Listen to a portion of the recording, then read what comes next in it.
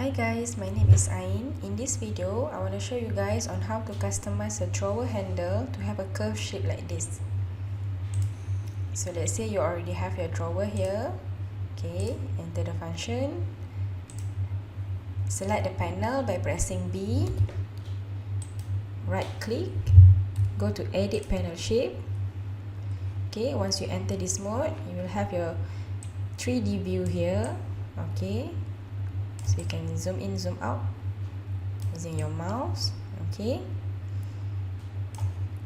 So at this line, we need to add point. Click on add point. So you have your midpoint. We need another 2 point. Click on the same line. Click add point. Click on this line. Click add point. Oops.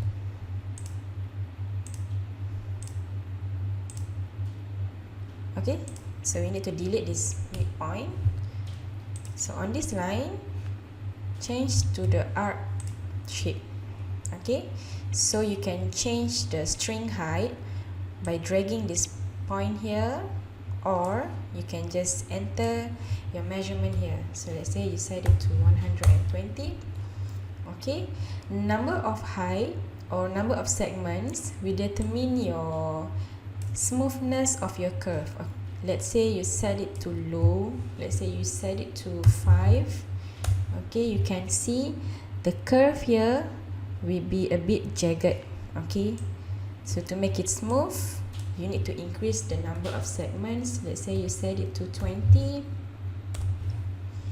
Okay, you can see the curve turns out smoother. Okay, and then click save and click return. Okay, so you have your curve shape here. Okay, so if you want to change the door texture, okay, so just right click and choose this type. Okay, so your drawer will have the shape like this lah.